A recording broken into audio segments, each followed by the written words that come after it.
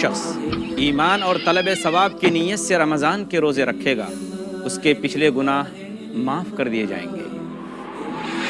رمضان وہ مہینہ ہے جس میں قرآن نازل ہوا، جو لوگوں کے لیے سراپا ہدایت ہے، برکتوں و رحمتوں کا سائبان، تحفہ رمضان۔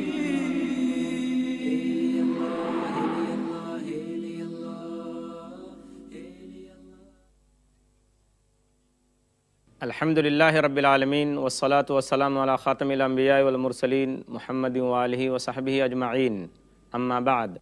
رب اشرح لی صدری ویسر لی امری واحلل عقدۃ من لسانی یفقہوا قولی۔ ناظرین کرام، تحفہ رمضان کی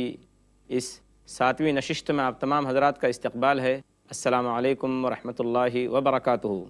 آج کی اس نشست میں ہم بات کریں گے کچھ اپنے نونہالوں کے بارے میں۔ ناظرین کرام، جو بچے نابالغ ہیں، گرچہ ان کے اوپر رمضان المبارک کے روزے ابھی فرض نہیں ہوئے ہیں، لیکن بہتر یہ ہے کہ روزے کا عادی بنانے کے لیے 7-8 برس کے بچوں سے کبھی کبھار روزہ رکھوایا جائے، تاکہ ان کے لیے یہ فرض مشکل نہ ہو، کیونکہ یہ بچے جب بالغ ہو جائیں گے تو اس وقت ان کے لیے روزہ رکھنا مشکل نہیں ہوگا۔ اللہ کے رسول صلی اللہ علیہ وسلم نے نماز کے لیے بھی یہی حکم دیا ہے۔ عن عمرو بن شعیب عن ابیہ عن جدہ رضی اللہ عنہما قال قال رسول اللہ صلی اللہ علیہ وسلم مروا اولادکم بالصلاة وهم ابناء 7 واضربوهم علیہا وهم ابناء 10 سنین وفرقوا بینہم فی المضاجع۔ سنن ابو داؤد، حدیث نمبر 495۔ اس حدیث کا ترجمہ یہ ہے، نبی اکرم صلی اللہ علیہ وسلم نے فرمایا کہ اے لوگو، اے مسلمانوں، تمہارے بچے جب 7 سال کے ہو جائیں تو انہیں نماز پڑھنے کا حکم دو، اور 10 سال کی عمر کو پہنچنے کے بعد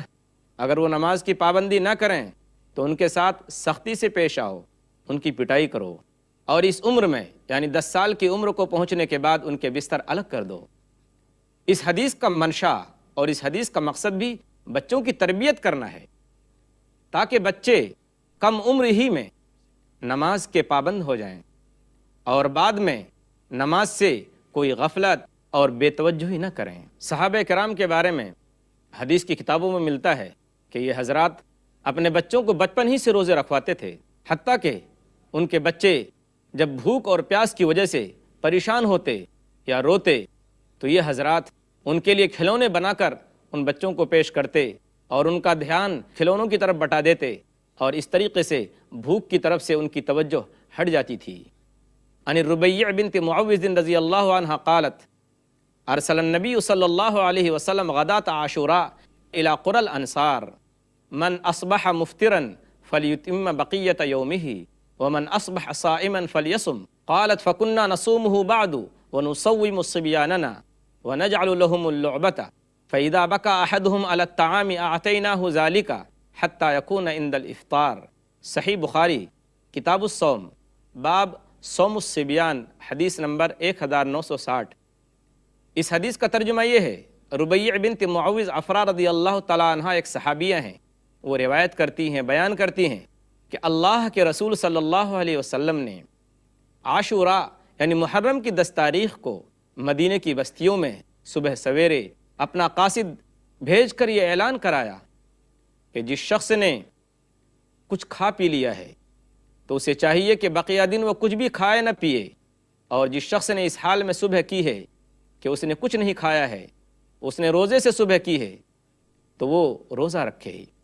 یہ صحابیہ بیان کرتی ہیں کہ اس کے بعد ہم عورتیں روزہ رکھتی تھیں اور اپنے بچوں سے بھی روزہ رکھواتی تھیں،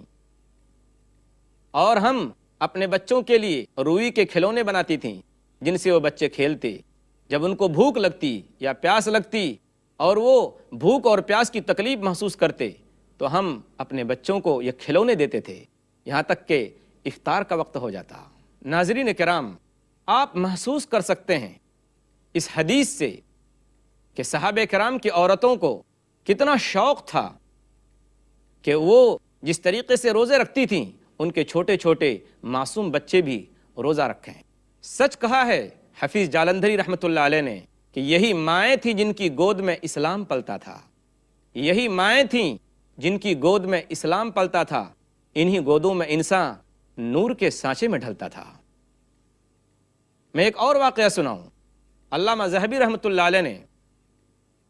ایک واقعہ نقل کیا ہے عبداللہ ابن ابی الحذیل تابعی کے واسطے سے کہ حضرت عمر رضی اللہ تعالیٰ عنہ کی خلافت کے زمانے میں ایک بوڑھے شخص کو لایا گیا رمضان المبارک کے دنوں میں، جو روزے سے نہیں تھا، جس نے شراب پی رکھی تھی اور وہ شراب کے نشے میں تھا۔ حضرت عمر رضی اللہ تعالیٰ عنہ کے سامنے جب وہ شخص حاضر ہوا ہے تو حضرت عمر رضی اللہ تعالیٰ عنہ غصے میں لال پیلے ہو گئے اور فرمایا کہ تیرا ستیہ ناس ہو، تم نے روزہ نہیں رکھا ہے اور اتنا بڑا جرم کیا ہے کہ تم نے رمضان جیسے مبارک دن میں شراب پی رکھی ہے۔ تم کو معلوم ہونا چاہیے کہ ہمارے ہاں چھوٹے چھوٹے بچے روزہ رکھتے ہیں۔ امام بخاری رحمۃ اللہ علیہ نے اس واقعے میں اتنا اضافہ کیا ہے، اتنا اور بڑھایا ہے کہ حضرت عمر رضی اللہ تعالیٰ عنہ نے اسلامی قانون کے مطابق 80 کوڑے مارنے کا حکم دیا، اور امام بخاری رحمۃ اللہ علیہ نے اس واقعے میں اتنا اضافہ کیا ہے کہ پھر اس شخص کو دوسرے ملک میں جلا وطن کر دیا گیا۔ سیر اعلام النبلاء جلد 4 صفحہ نمبر 171۔ اس لیے ناظرین کرام، آپ کے یہاں بھی بچے ہیں، معصوم بچے ہیں، آپ ان کو شوق دلائیے، ان کی ہمت افزائی کیجیے۔ اگر وہ روزہ رکھتے ہیں تو ان کی ہمت کو بڑھائیے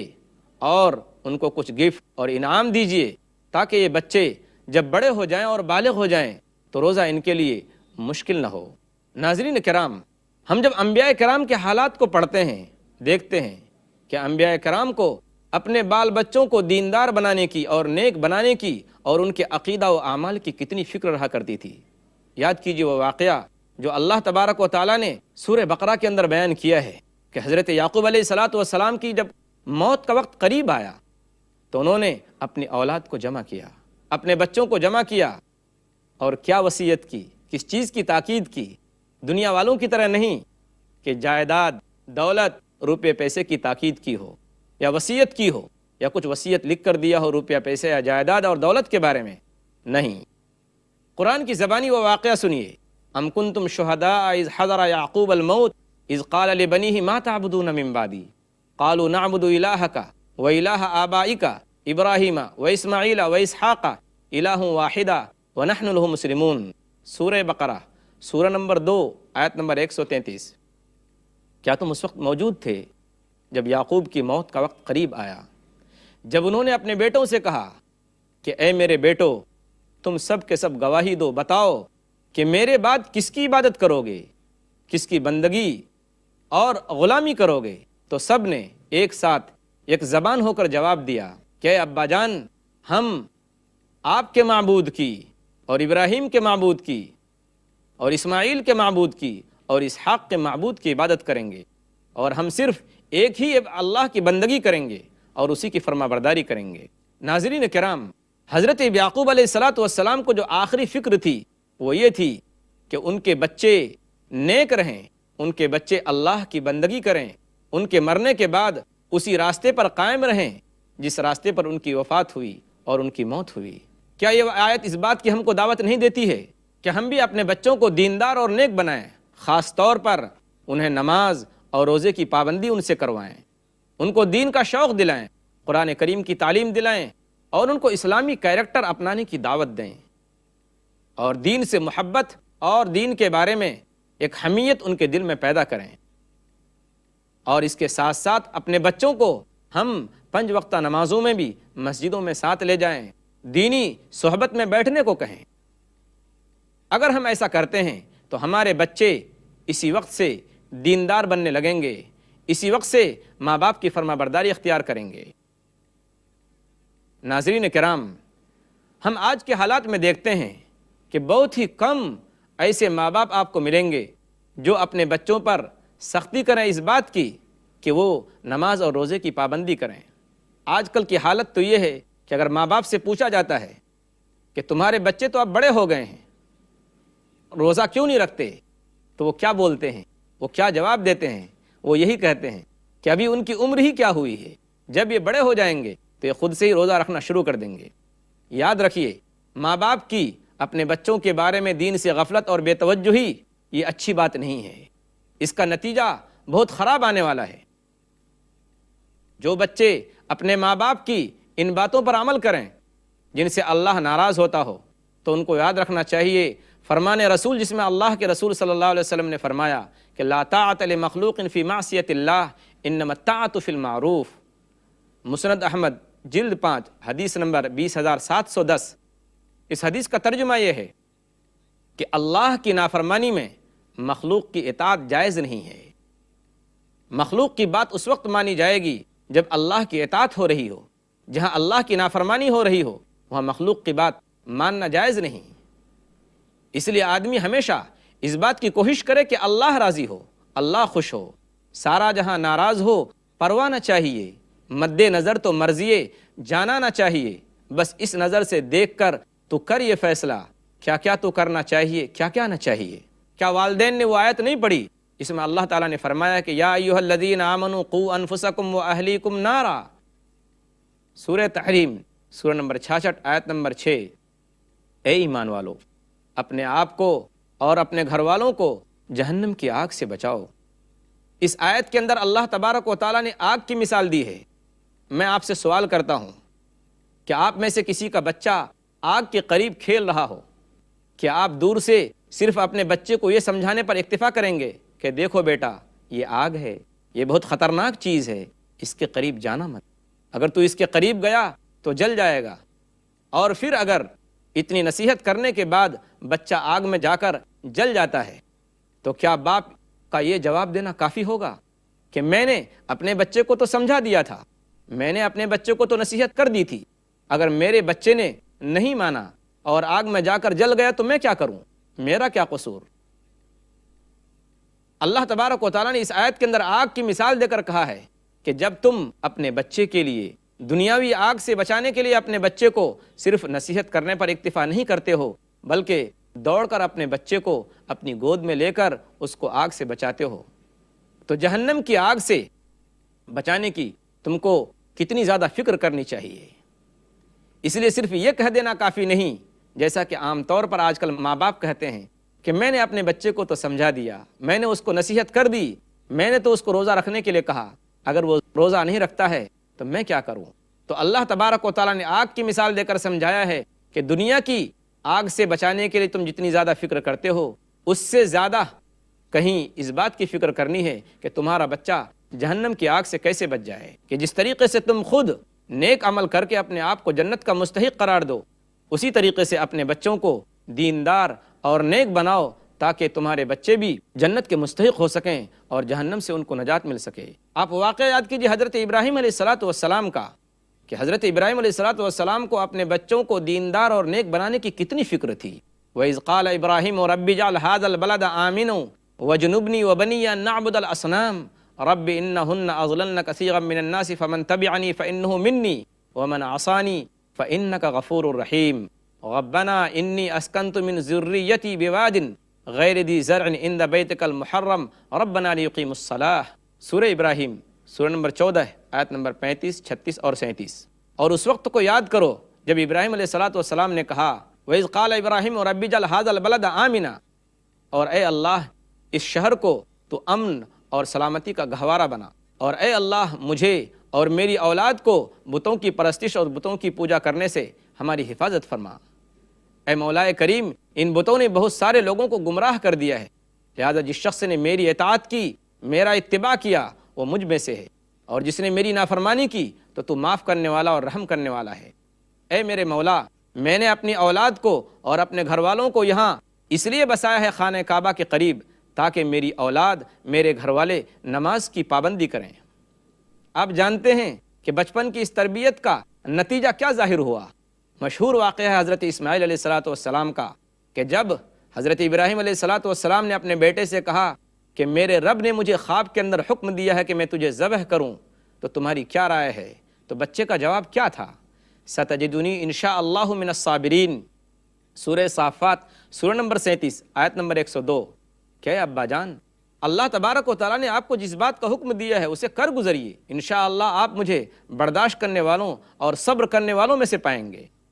اسی لیے علامہ اقبال نے اس واقعے کی تصویر کشی اس طرح سے کی، یہ فیضان نظر تھا یا کہ مکتب کی کرامت تھی؟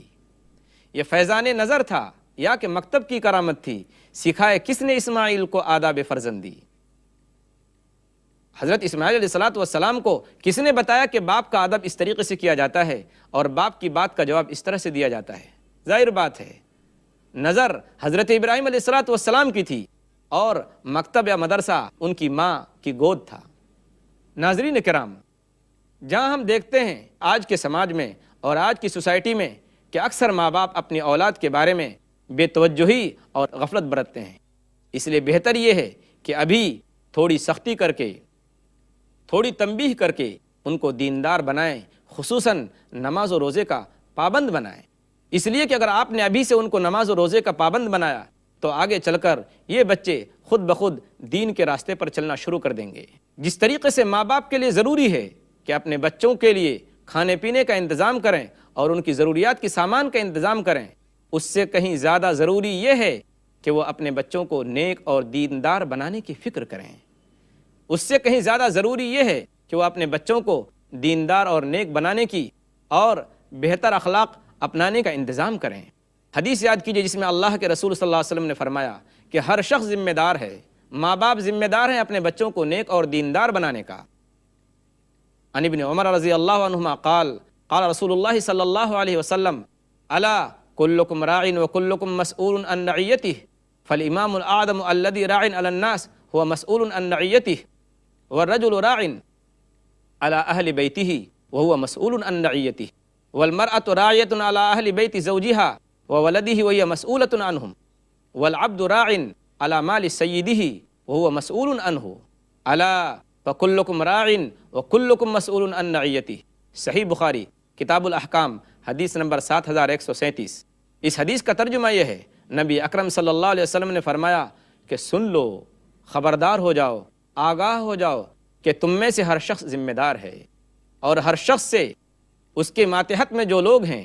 اس کی نگرانی میں جو لوگ کام کر رہے ہیں، ان کے بارے میں قیامت کے دن سوال کیا جائے گا، ان کے بارے میں قیامت کے دن پوچھا جائے گا۔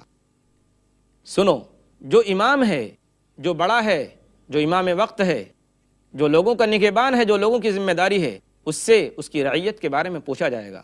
اور انسان سے، آدمی سے اس کے گھر والوں کے بارے میں پوچھا جائے گا،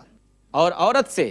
اس کے شوہر اور اس کی اولاد کے بارے میں قیامت کے دن پوچھا جائے گا۔ اسی طریقے سے جو غلام اور نوکر ہے، اس سے اس کے آقا کے مال کے بارے میں قیامت کے دن پوچھا جائے گا۔ خبردار ہو جاؤ، تم میں سے ہر شخص ذمہ دار ہے، اور ہر شخص سے اس کے ماتحت میں جو لوگ رہتے ہیں، جو نگرانی میں کام کر رہے ہیں، ان کے بارے میں قیامت کے دن پوچھا جائے گا۔ کیا یہ حدیث ہم کو اس بات کی طرف دعوت نہیں دیتی کہ ہم اپنے بچوں کو نیک بنائیں، اپنے بچوں کی اخلاقی تربیت کریں، اپنے بچوں کو دیندار بنائیں، ان کو دینی مجلسوں میں لے جائیں اور ان کو نیک لوگوں کی صحبت میں بیٹھنے کو کہیں؟ کیا پیاری حدیث ہے جس میں ہے کہ اللہ کے رسول صلی اللہ علیہ وسلم ایک دن تشریف فرما ہیں، ایک عورت ایک بچے کو اپنے پاس بلا رہی ہے۔ نبی اکرم صلی اللہ علیہ وسلم یہ پورا ماجرا دیکھ رہے ہوتے ہیں۔ وہ عورت اس بچے سے کہتی ہے کہ آؤ، تم میری گود میں آؤ، تم میرے پاس آؤ تو میں تجھے کھجور دوں گی۔ آپ صلی اللہ علیہ وسلم نے اس عورت کی یہ بات سن لی۔ آپ صلی اللہ علیہ وسلم نے اس خاتون سے پوچھا کہ کیا واقعی تمہاری نیت اس بچے کو کچھ دینے کی تھی، یا صرف یوں ہی بہلا رہی تھی، یا صرف ایسے ہی بہلانے کے واسطے، اپنے قریب بلانے کے واسطے ایسا کہہ رہی تھی؟ اس عورت نے کہا کہ اللہ کے رسول صلی اللہ علیہ وسلم، میرے پاس ایک کھجور تھی اور میں وہ اس کو ضرور دیتی۔ آپ صلی اللہ علیہ وسلم نے فرمایا کہ اگر تم نے اس کو کھجور نہ دیا ہوتا اور تمہاری نیت کھجور دینے کی نہ ہوتی اور تمہارے پاس اگر کھجور نہ ہوتا تو یہ جھوٹ ہوتا۔ سنن ابو داؤد کتاب الادب حدیث نمبر 4991۔ اس حدیث سے ہم کو جو بات ملتی ہے، اس حدیث سے جو نتیجہ نکلتا ہے وہ یہ ہے کہ ہم کو بچوں کی تربیت کس طریقے سے کرنی ہے، بچوں کو کس طریقے سے ہم کو دیندار بنانا ہے۔ آپ دیکھیے کہ بچپن ہی سے یہاں بتایا جا رہا ہے کہ کسی طریقے سے کہ بچہ جھوٹ نہ بولے، یہ نہ ہو کہ بچہ جھوٹ سیکھ لے اور اس کے نزدیک جھوٹ بولنے کی کوئی اہمیت ہی نہ ہو، یعنی وہ یہی نہ سمجھے کہ جھوٹ بولنا بھی کوئی بری چیز ہے۔ ناظرین کرام، ہم بچوں کی ہمدردی، بچوں کے ساتھ شفقت اور بچوں کے ساتھ خیرخواہی یہ سمجھتے ہیں کہ ہم بچوں کو برائیوں پر نہ ٹوکیں، نماز نہ پڑھنے پر نہ ٹوکیں، روزہ نہ رکھنے پر انہیں کچھ نہ کہیں۔ ناظرین کرام، یہ سچی ہمدردی نہیں ہے، یہ سچی خیر خواہی نہیں ہے، یہ بچوں کے ساتھ صحیح معنی میں بھلائی نہیں ہے، بلکہ یہ بچوں کے لیے زہر ہے۔ مثال کے طور پر ایک بچہ ہے، اس کو پھوڑی نکل آئی، ایک بڑا زخم نکل آیا، زخم پک چکا ہے، بچے کو ڈاکٹر کے پاس لے جایا جاتا ہے۔ ڈاکٹر کی رائے یہ ہوتی ہے جب تک آپریشن نہیں کیا جائے گا بچے کا زخم اچھا نہیں ہو سکتا، جب تک پیپ نہ نکالا جائے بچہ درست نہیں ہوگا، اور اس کے لیے پھاڑنا اور آپریشن کرنا ضروری ہے۔ اب اگر باپ یہ کہے ڈاکٹر کے سامنے کہ نہیں آپ ایسا مت کیجئے، اگر آپ ایسا کریں گے تو میرا بچہ روئے گا، میرا بچہ منہ بنائے گا، تو کیا آپ کہہ سکتے ہیں کہ اس موقع پر جبکہ بچے کو اس پھوڑی اور زخم کی وجہ سے اس کی جان کو خطرہ ہے، ایسے موقع پر کیا بچے کا باپ بچے کا صحیح معنی میں ہمدرد اور خیر خواہ ہے، یا وہ ڈاکٹر جو اس بات کا مشورہ دے رہا ہے کہ بچے کے زخم کو پھاڑنا ضروری ہے اور اس کا آپریشن کرنا ضروری ہے؟ ناظرین، صحیح معنی میں بچے کا جو ہمدرد ہے، بچے کا جو خیر خواہ ہے، وہ ڈاکٹر ہے جو بچے کی جان بچانے کی اور بچے کو تندرست کرنے کی فکر کر رہا ہے، نہ کہ وہ باپ جو تھوڑی دیر کی تکلیف برداشت کرنے کے لیے تیار نہیں۔ ناظرین کرام، جب ہم حضور اکرم صلی اللہ علیہ وسلم کی احادیث کا مطالعہ کرتے ہیں تو ہمیں یہ بات بھی ملتی ہے کہ آپ صلی اللہ علیہ وسلم نے بچوں کی تربیت، ان کو دیندار بنانے میں، ان کو نیک بنانے میں کیا کیا طریقہ اپنایا۔ صحیح بخاری کی روایت ہے، ابو ہریرہ رضی اللہ تعالیٰ عنہ اس حدیث کے راوی ہیں، اخذ الحسن بن علی تمرۃ من تمر الصدقہ فقال رسول اللہ صلی اللہ علیہ وسلم کخ کخ ارمی بہا اما علمت انا لا ناکل الصدقہ۔ صحیح بخاری کتاب الزکوٰۃ۔ اس حدیث کا ترجمہ یہ ہے کہ ایک مرتبہ حضرت حسن ابن علی رضی اللہ تعالی عنہما نے صدقے کی ایک کھجور اٹھا لی، اخذ الحسن ابن علی تمرۃ من تمر الصدقہ فجعلها فی فیہ، اور پھر اس کو لے کر کھانا شروع کر دیا۔ جب حضور اکرم صلی اللہ علیہ وسلم نے ان کو کھجور کھاتے ہوئے دیکھا تو کہا کخ کخ ارمی بہا۔ یہ کخ کخ عربی زبان کا لفظ ہے۔ جس طریقے سے ہم اردو کے اندر اپنی زبان میں کسی بچے کے منہ میں اگر کوئی چیز ہو اور ہم کو اگلوانا مقصود ہو، منہ سے نکلوانا مقصود ہو، تو ہم کہتے ہیں تھو تھو۔ بالکل یہی بات حضور اکرم صلی اللہ علیہ وسلم نے بیان فرمائی کہ دیکھو اس کو منہ سے جلدی نکال دو، اس کو نکال کر باہر پھینکو۔ کیا تمہیں معلوم نہیں کہ ہم لوگ صدقے کی چیز نہیں کھاتے؟ اب آپ اس حدیث کو سامنے رکھ کر سوچئے کہ حسن ابن علی رضی اللہ تعالیٰ عنہ بہت چھوٹے ہیں، بہت کم عمر ہے ان کی، اور حضور اکرم صلی اللہ علیہ وسلم ان سے صدقے کی چیز ان کے منہ سے نکلوا رہے ہیں۔ ناظرین کرام، اس حدیث سے یہ بات واضح ہو گئی کہ ہمارے لیے ضروری ہے کہ ہم اپنے بچوں کو دیندار اور نیک بنائیں اور بچپن ہی سے، کم عمر ہی سے ان کو روزے رکھوائیں۔ اللہ تبارک و تعالی ہمارے بچوں کو، ہمارے نونہالوں کو نیک بنائے اور انہیں کم عمر ہی سے روزہ رکھنے کی توفیق عطا فرمائے۔ آمین۔ وآخر دعوانا ان الحمد للہ رب العالمین، والسلام علیکم ورحمۃ اللہ وبرکاتہ۔